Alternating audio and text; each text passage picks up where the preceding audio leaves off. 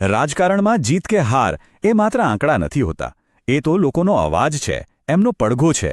તો સવાલ એ છે કે 2022માં થરાદની જનતાએ શું કહ્યું? ચાલો, આજના આ વિશ્લેષણમાં આપણે ખાલી પરિણામોની વાત નહીં કરીએ. આપણે એ સંદેશને સમજવાની કોશિશ કરીશું જે થરાદના મતદારોએ આપ્યો છે.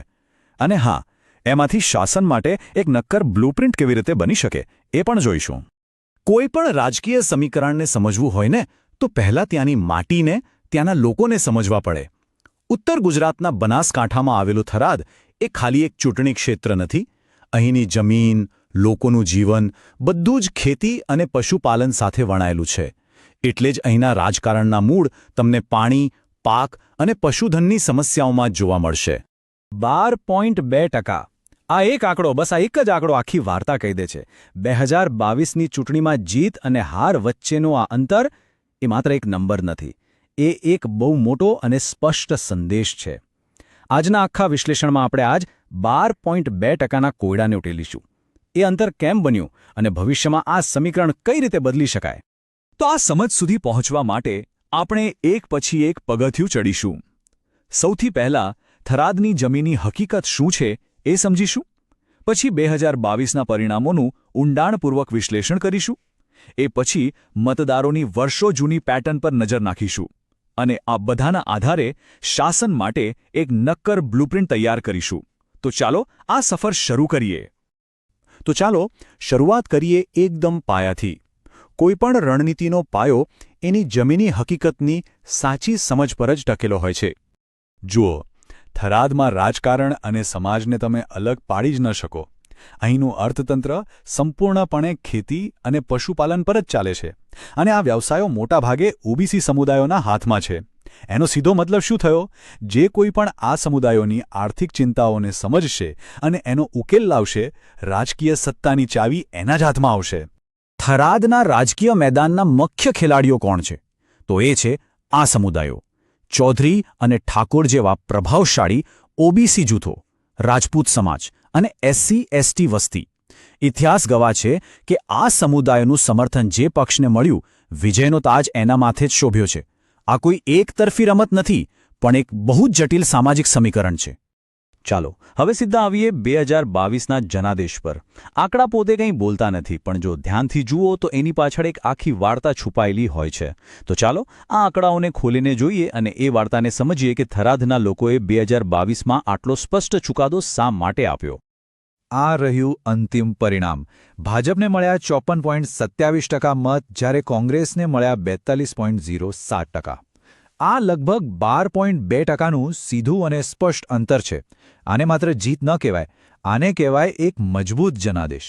હવે અસલી સવાલ એ છે કે આ જનાદેશ પાછળનું કારણ શું હતું?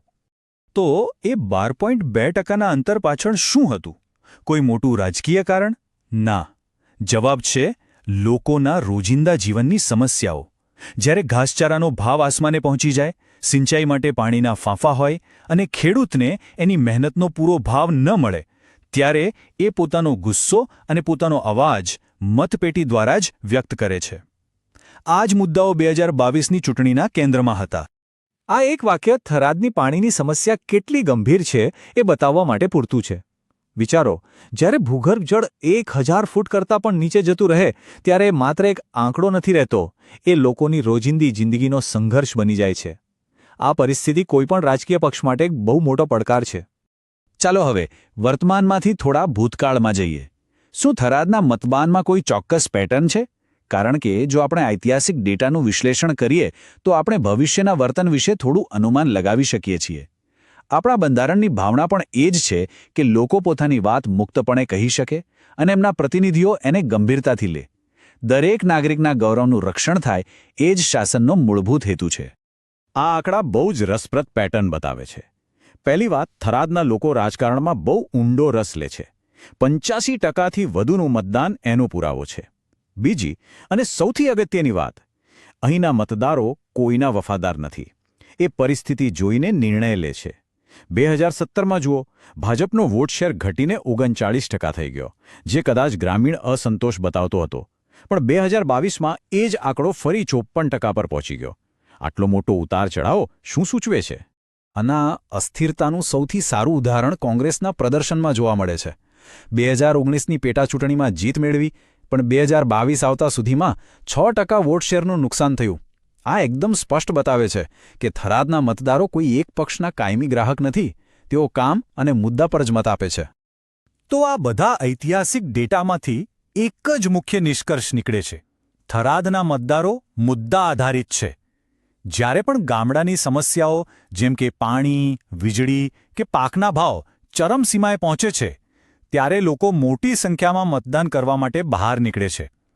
એટલે થરાદમાં જીતવું હોય તો સ્થાનિક અને આર્થિક મુદ્દાઓ પર સીધો અને ભરોસાપાત્ર જવાબ આપવો જ પડે. તો પછી આ મુદ્દા આધારિત મતદારોનો વિશ્વાસ ફરીથી કેવી રીતે જીતવો? ખાલી સમસ્યાઓ ગણાવવાથી કંઈ નહીં થાય. નક્કર ઉકેલ આપવો પડશે. આ માટે અમે એક 4 સ્તરીય વ્યૂહરચના પ્રસ્તાવિત કરીએ છીએ, જેને અમે નામ આપ્યું છે ચતુર્મુખ સિદ્ધાંત. આ વ્યૂહરચના 4 મજબૂત પાયા પર ટકેલી છે.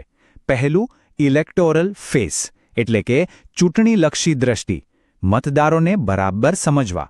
બીજું, ઓર્ગેનાઇઝેશનલ ફેસ, એટલે કે સંગઠનની તાકાત, જમીન પર મજબૂત ટીમ બનાવવી.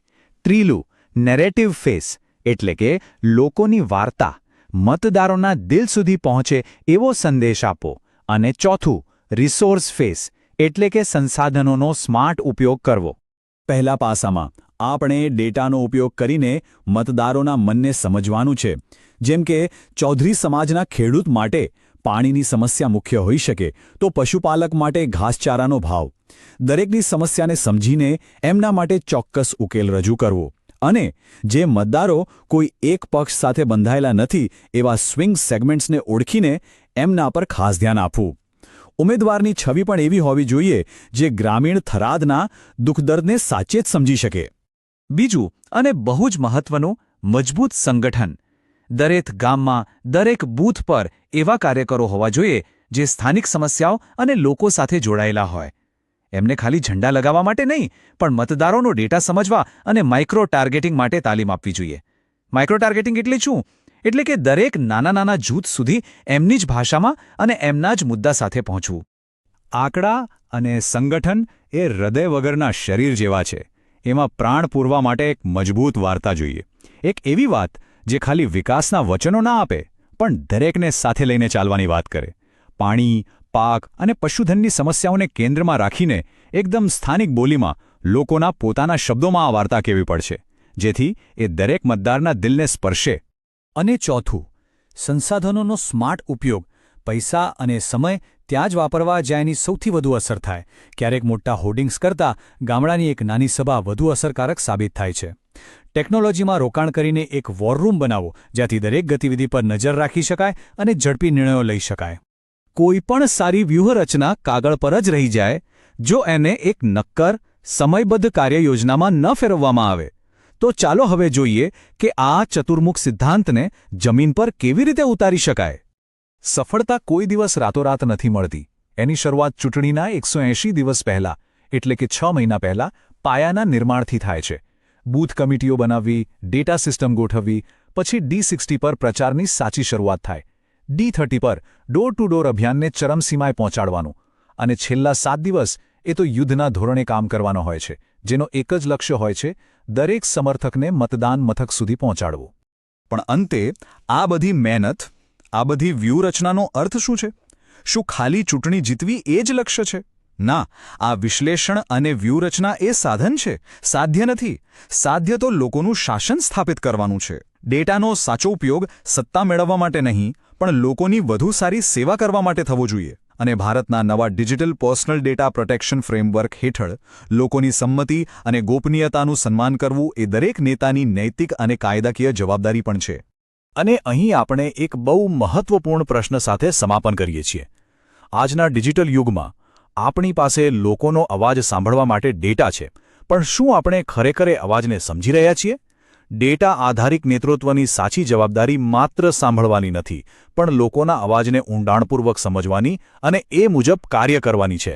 આ જ સાચા લોકશાહી શાસનનો પાયો છે. જો તમે એવા જનકેન્દ્રિત નેતા બનવા માંગતા હો અને તમારા મત વિસ્તારને આગળ લઈ જવા માંગતા હો તો blueprintstrategies.ai નો સંપર્ક કરો, mgr@blueprintstrategies.ai પર અથવા 08042041602 પર કોલ કરો. Purpose beyond politics.